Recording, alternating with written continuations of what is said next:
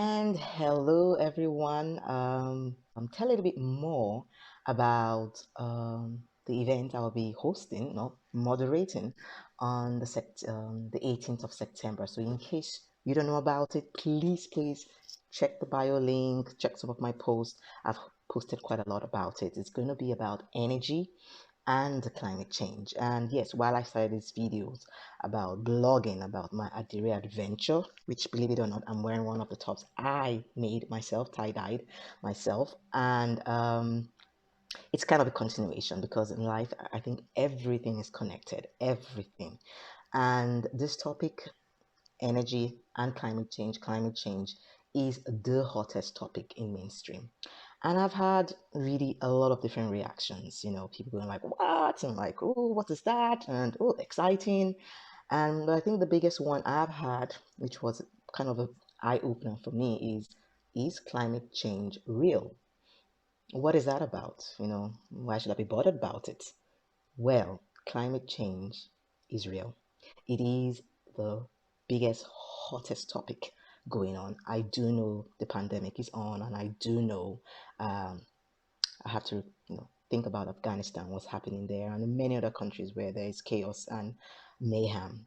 But climate change has been going on for a while, and it is one of the hottest topics. And personally, for me, it is one that I feel and believe that all of us do need to act together and make drastic, radical change to be able to help ourselves and our future generations still exist. So, I'll be talking about the myth of climate change. I actually extracted this information I'll be sharing with you from WWF website, so you can check it out because I do believe people should educate themselves, get all the information they need, and hello to all those who are joining. Just unique blends here, Christy Ikorin talking about the event I'll be moderating on the 18th of September, energy and climate change, and I want to explore with you on the myth of climate change because there are quite some information out there where you get confused about, what am I going to sort of focus my attention on. So, number one myth, I'll be going through six myths, five of them coming from WWF, and one that I've thrown in there because I think it's quite important. Now, the first one is that, yeah, the Earth's climate has always changed.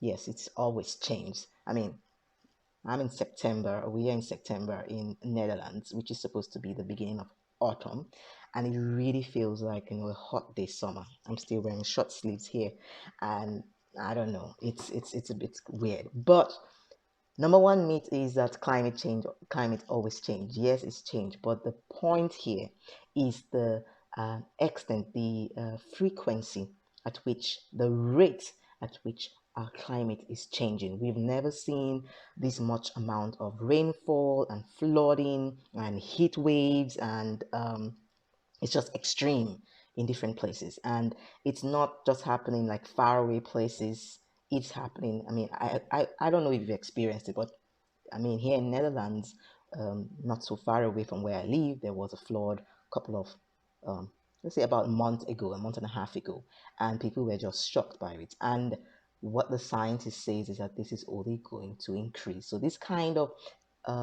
change in the climate is not normal, and it's not been seen in over a couple of thousands of years.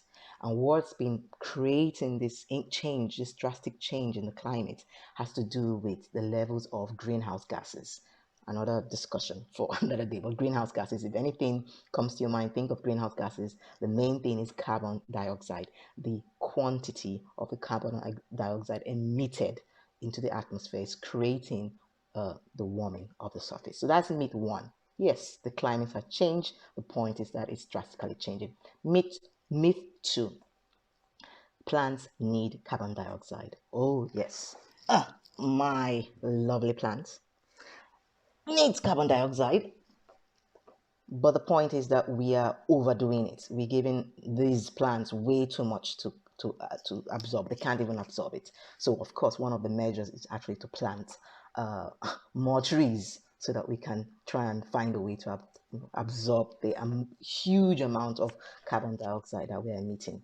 So, yes, plants need carbon dioxide, but we are taking it way off somewhere else. So it's about the quantity that we are emitting. I mean, humans are producing levels of carbon dioxide that you've never seen over 800,000 years. So that's what the scientist quotes, not my words. Now, the third myth is that global warming isn't real, as it's still cold. As I said, the climate, the weather, of course, changes, and it has been happening. But the thing is, it's happening at such a drastic rate that the uncertainty in the weather forecast is wide. It's crazy.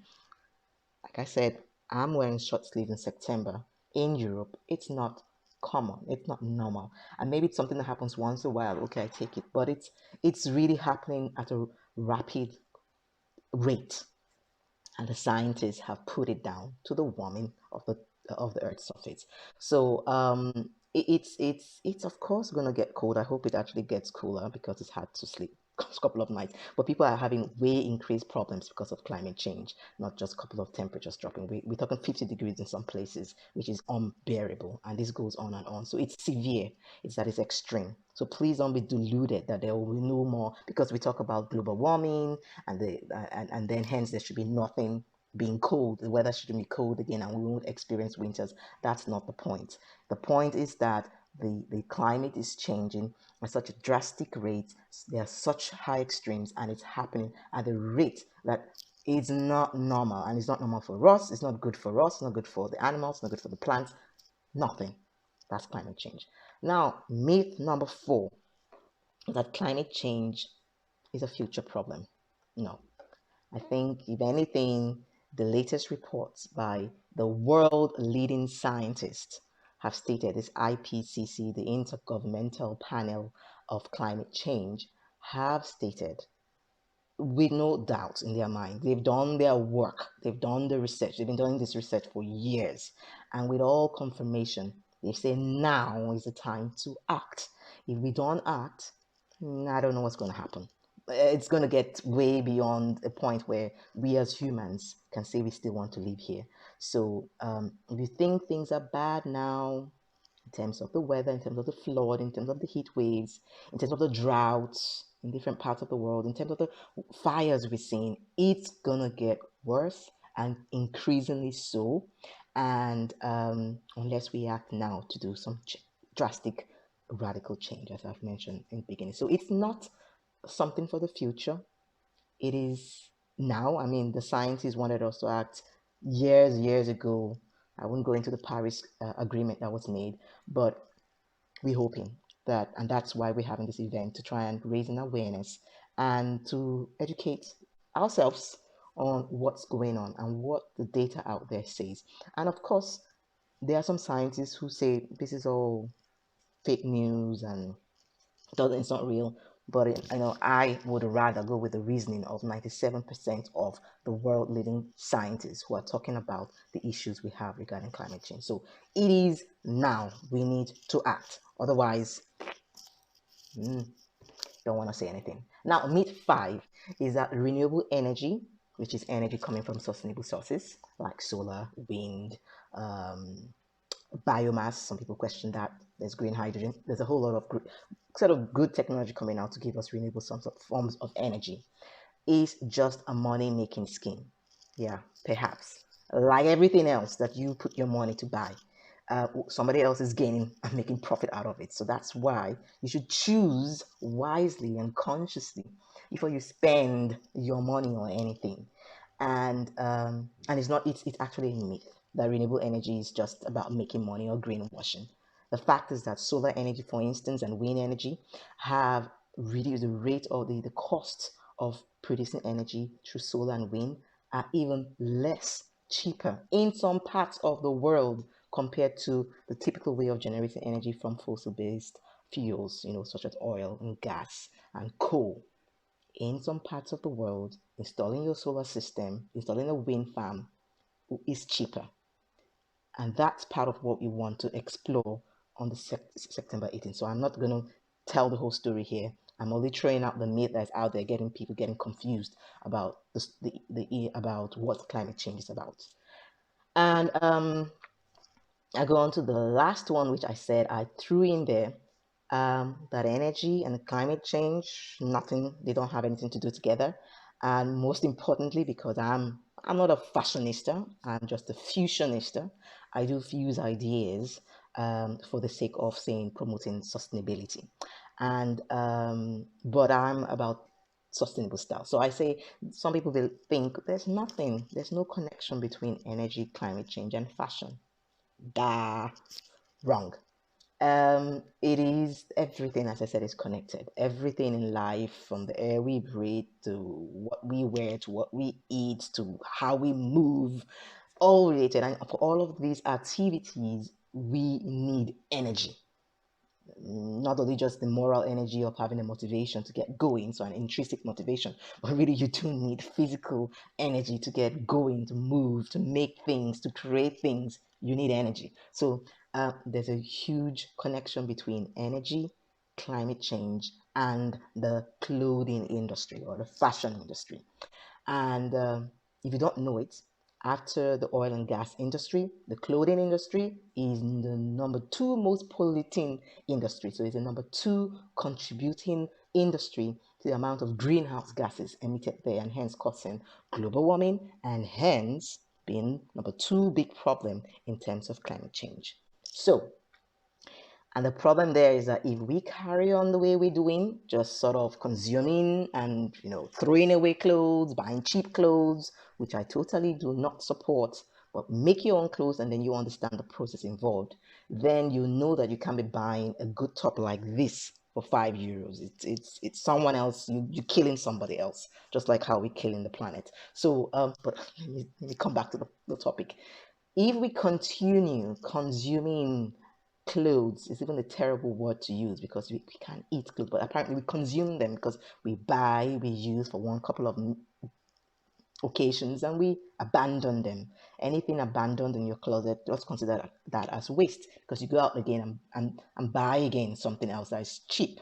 But there are lots of resources that go in. There's a lot of energy that goes into making our clothing. And if we carry on doing this, then currently we emitting from the clothing industry about 10% of the carbon emission. That will go 6 times higher and become 60%. Even more carbon will be emitted unless we do something. So because the primary source of energy for our clothing, for all the clothes you wear and the shoes and underwears and bags, most of that energy comes from fossil-based fuels, and those are coal, oil and gas.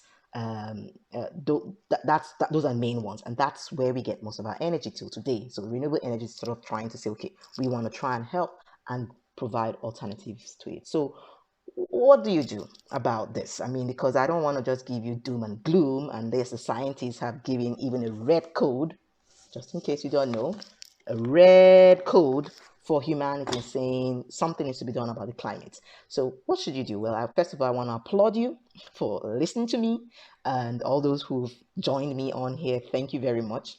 That's already great action. Two, please educate yourself. Get a good information. Get information from people who have researched their data. You can also get information from me. Follow my post, follow my page, because I'm trying always to educate people about what's happening regarding living sustainably. If we do not do that, there is no future. All these waking up and working hard, forget it. None of that will sort of mean anything. So that's something you can do. Educate yourself. Think for yourself. Observe what's happening around you.